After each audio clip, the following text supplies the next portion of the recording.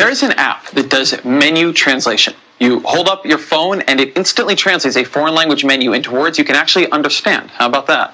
This is important if your taste buds have outpaced the Spanish or French or Italian you remember from high school. Say you're in Italy and you see Formaggio Marcio on the menu. And no, I have no idea if I pronounce that right. That is why I need an app.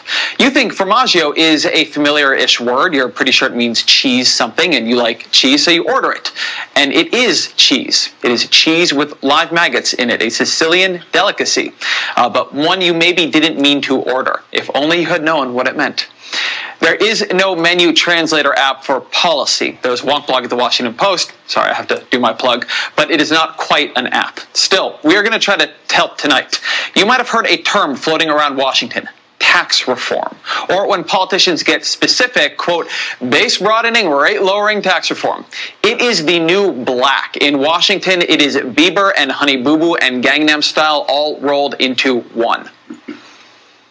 When Ronald Reagan ran for office, he laid out the principles that he was going to foster. He said he was going to lower tax rates. He said he was going to broaden the base. Those are my principles. Bring down rates, broaden the base, simplify the code, and create incentives for growth. We're willing to accept some additional revenues via tax reform. A simpler, cleaner, fairer tax code with fewer loopholes and lower rates for all. It was in Simpson Bowles. Democrats love it too. Base broadening, rate lowering tax reform. It sounds so good, doesn't it? It certainly sounds better than charity destroying, home shrinking, state burdening tax reform. But that is what it actually is.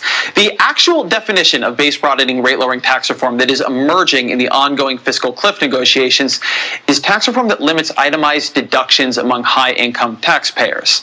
That is a very boring sentence. Do not be bored. This is important. Here's what it actually means.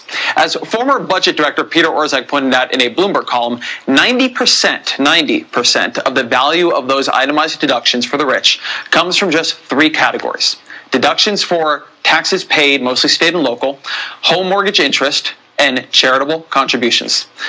Look at each of them in turn. First, the home mortgage interest deduction. Most economists will tell you that cutting the home mortgage interest deduction, particularly for rich people, it's a good idea. There is no real reason the tax code should be subsidizing the purchase of more McMansions. So I'm not particularly worried about that one. Second, the deduction for state and local taxes paid. Now, that's just a tax shift. Instead of raising taxes on you by simply raising them on you, we raise taxes on you by making your state and local tax bill higher. Removing that deduction would pound taxpayers who reside in high-tax cities or states, which means it'll hit those cities and states by making them less attractive places for people to live. There's a political valence here, too. All 10 of the highest tax states went for President Obama in 2012, while 8 of the lowest tax states went for Mitt Romney. So that would be a particularly tough tax hike for blue states. Third is limiting the deductions on charitable contributions. And this is the big one. Charitable giving of all of these is by far the most sensitive to tax incentives. After all, you got to live somewhere. You need a home, and it is hard to move to a new state just because your taxes went up. You don't need to give to charity. Nobody makes you. People give to charity because they want to, and also, let's be real, because the government encourages it through the tax code. Orszag reports in Bloomberg, quote, in 2009, households with incomes of more than $200,000 claimed almost $60 billion in charitable deductions, or about 20% of total charitable giving in the U.S. that year. He goes on to cite one study that found charitable donations are cut almost dollar for dollar to the increase in the donor's tax bill. So that could be a $60 billion cut to charities' coffers. Other studies have said it could be half that, although still likely in the many billions of dollars of cuts to charities.